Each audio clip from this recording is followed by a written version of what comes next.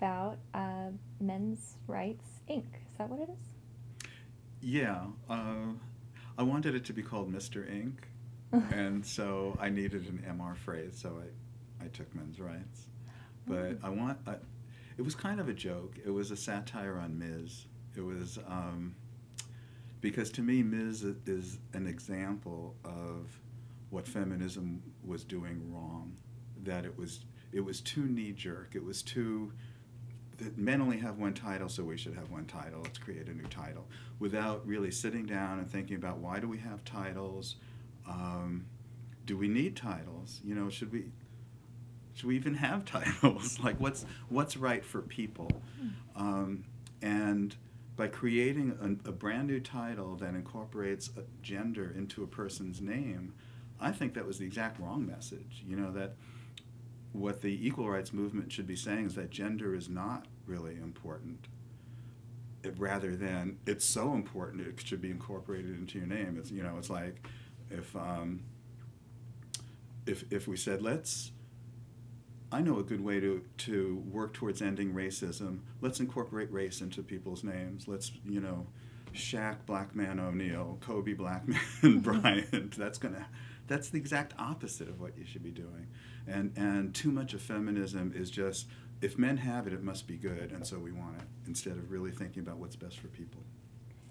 I guess I'm a little confused. So MS, It's like language is, you know, that's one of their issues, is and take sexism out of language and say chairperson instead of chairman, you know, all of that. And then what should we call this movement to eliminate sexism and to take sexism out of language? Let's name it after women. Let's call it feminism. It's just, you know, like they're just missing so much. Wow, I never thought about it like that.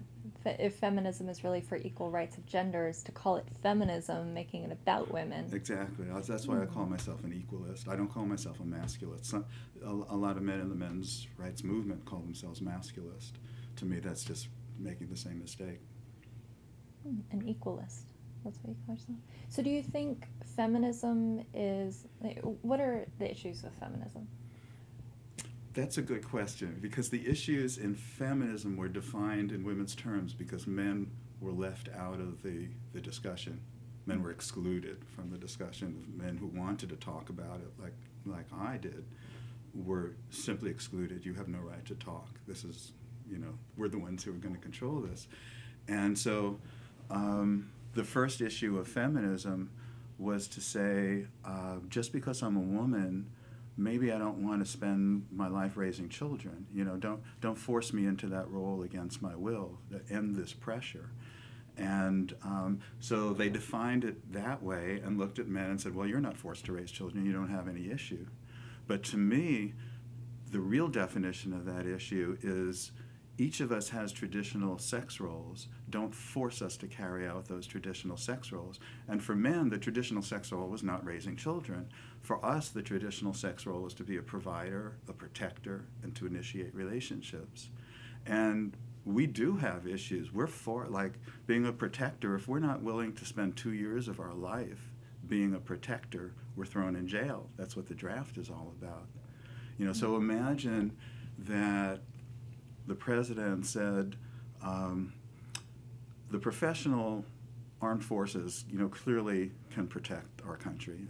It's done very well, and Soviet Union is no longer a threat. You know, nation states are not so much of a threat anymore.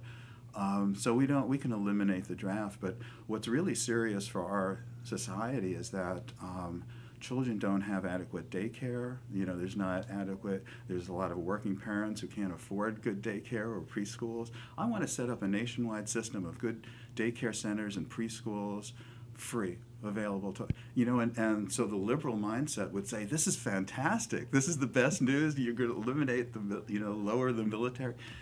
So, and then the president goes on and says, so therefore, at the age of 18, every girl has to sign up to work for 2 years in a daycare center or a preschool, or we'll throw her in jail. That's what the draft is. It's serious. You know, that would be the most outrageous. That would be considered the most outrageous thing. That would be the #1 priority of the equal rights movement, the so-called equal rights movement, would be to fight something like that.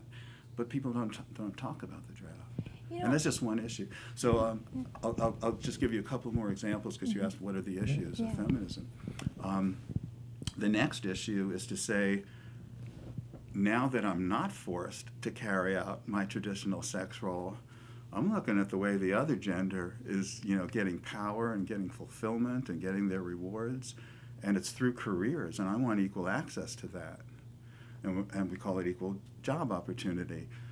But they just then looked at men and said, well, you already have access to jobs, you don't have any issue, because they defined it in women's terms. If you define it in people's terms, then men also look at women raising children, and we see women get tremendous satisfaction and self-fulfillment from that. The men like John Lennon or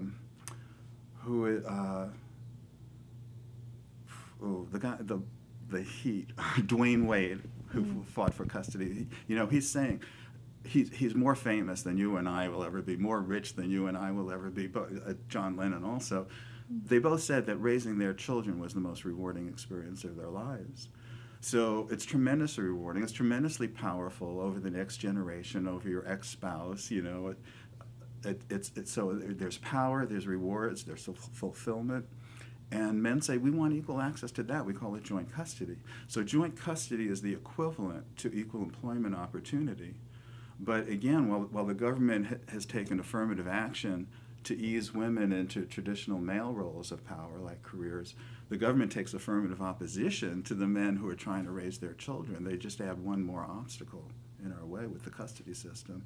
So that, and every single feminist issue, I can go on, I don't know if you want me to, but every single one has a corresponding men's issue that we don't see because feminism defined these issues in terms of women. And they say, don't look at men, men don't have any issue. Okay, the next one would be when a child is conceived, it's abortion, which a lot of women consider the most important issue. And again, they say, well, men don't get pregnant, men don't have any issue. But if you define it in terms of people, the real issue is when a child is conceived, do you lose control over your parental destiny, or do you have choice? And it's really the pro-choice for women only movement, because men, they're denying men any kind of choice once a child is conceived. And kind of the proof to what I'm saying, that all of these issues that I'm giving you are simply the male equivalent to the women's issues, is that the opposition is just reframing the same argument. So the opposition to joint custody are all the same arguments that we used to use against women having equal job opportunities. The opposition to men having control. There was a case, the Serpico case. You might be too young to know the movie Serpico with Al Pacino. It was about a New York City undercover cop.